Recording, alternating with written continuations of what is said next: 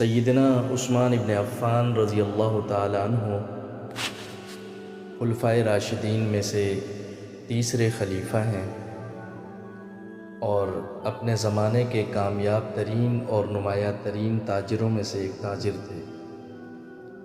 جب ہجرت فرما کر مدینہ منورہ تشریف لے گئے تو آپ کے پاس بس ایک تلوار تھی، لیکن زیادہ عرصہ نہ گزرا تھا کہ آپ کا شمار مدینے کے مالدار ترین لوگوں میں ہونے لگ گیا۔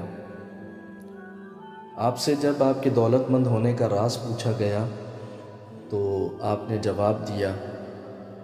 اس جواب میں آپ کے دولت مند ہونے کے 5 راز بیان کیے گئے ہیں۔ ان میں سے پہلا یہ ہے کہ وہ فرماتے ہیں کہ میں اپنی تجارت پر خود کھڑا ہوتا تھا اور درپیش آنے والے مسائل کا بذات خود علاج کرتا تھا، یعنی اپنے ملازمین پر اتنا بھروسہ نہیں کرتا تھا، کیونکہ ملازم جتنا بھی پاک طبیعت کا ہو جائے مالک کی مصلحتوں کا ویسا حریص نہیں ہو سکتا جیسے مالک خود ہو سکتا ہے۔ اور یہ تاجر کے لیے بھی ایک موقع ہوتا ہے کہ وہ اپنے گاہکوں کو اور انہیں درپیش آنے والے مسائل کو اور ان کی شکایات کو خود سمجھے اور انہیں بہتر سے بہتر خدمات پیش کرے۔ نمبر 2 فرماتے ہیں کہ میں لگن کے ساتھ کام کرتا تھا، یعنی سرمایہ کاری کو رکنے نہیں دیتا تھا تاکہ تجارت پھلتی پھولتی رہے۔ اور تیسرے نمبر پہ فرماتے ہیں کہ چھوٹے سے چھوٹے منافع کو بھی حقارت سے نہیں دیکھتا تھا، اور اس کا مقصد اور ہدف گاہک کو راغب کرنا ہوتا تھا تاکہ کام چلتا رہے، اور گاہک کا دل جیتنا ہی کاروبار کی بنیاد اور اساس ہوتی ہے۔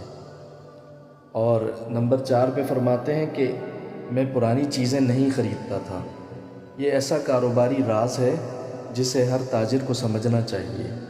تجارت متروکہ چیزوں کی نہیں، وقت اور زمانے سے ہم آہنگ چیزوں میں کرنی چاہیے تاکہ گاہکوں کی توجہ حاصل رہے اور وہ تسلسل کے ساتھ آتے اور خریدتے رہیں۔ نمبر 5 پہ فرماتے ہیں اور میں اپنی سرمایہ کاری کئی چیزوں میں کرتا تھا، کسی ایک چیز میں نہیں بلکہ مختلف چیزوں میں اپنی سرمایہ کاری کرتا تھا۔ یہ ایک انتہائی قابل غور نکتہ ہے۔ سارا مال ایک ہی کام میں نہیں بلکہ کئی ایک چیزوں میں تقسیم کر کے لگانا چاہیے تاکہ اگر کسی ایک سرمایہ کاری میں کوئی بحران آ جائے تو کمائی کا کوئی دوسرا متبادل راستہ کھلا اور موجود رہے۔ اس طرح آپ کے فرمان کا بامحاورہ ترجمہ کچھ یوں بنے گا کہ میں اپنی تجارت کو درپیش مسائل کا خود معالجہ کرتا تھا، یعنی اس پہ خود نظر رکھتا تھا، تسلسل سے سرمایہ کاری کرتا رہتا تھا، کم منافع کو حقیر نہیں سمجھتا تھا بلکہ اسے بھی منافع ہی سمجھتا تھا، پرانی متروک چیزوں میں سرمایہ کاری نہیں کرتا تھا اور اپنے سرمایہ کو ایک وقت میں کئی کاموں میں لگا کر رکھتا تھا۔